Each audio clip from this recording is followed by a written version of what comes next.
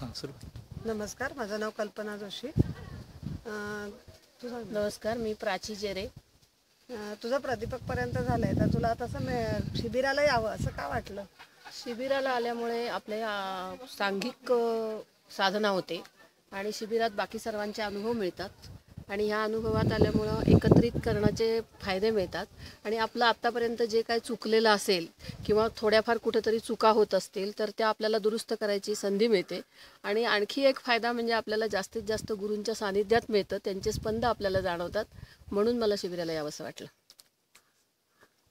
हां.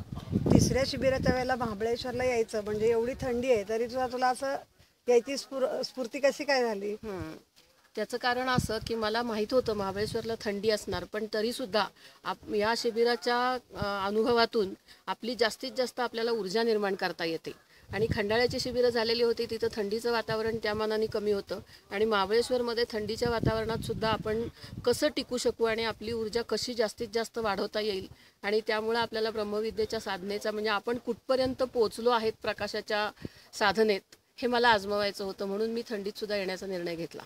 2 शिबिरं झाल्यानंतर सरांनी असं सांगितलं होतं की तिसरं शिबिर म्हणजे पुढच्या पाठांचं घ्यायचं नाही, तरी आपली याची म्हणजे हे वाटते का की घ्यावं असं तिसरे हो शिबिर? हो, तिसरं शिबिरच काय, पण तिसरं शिबिर करून मला एवढा आनंद झालेला आहे आणि इतकी ऊर्जा मिळालेली आहे की मला असं वाटतं ही शिबिरं आपण परत परत करावीत.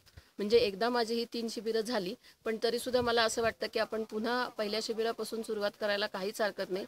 कारण शिबिरातले अनुभव इतके अवर्णनीय असतात की शिबिरातनं आपण पुढं घरी गेलो तरीसुद्धा आपण 2 दिवस त्याच वातावरणात राहतो.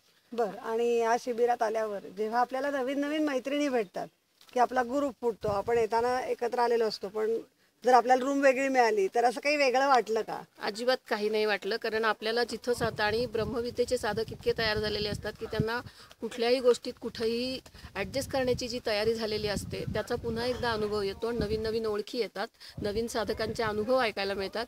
त्यामुळं उलट असं वाटलं की आपल्या मैत्रिणी आपल्याला नेहमीच भेटत राहतात, पण दुसऱ्या साधकांचे अनुभव ऐकायला खूप छान वाटलं. त्यामुळं तो एक अनुभव चांगलाच होता. नमस्कार.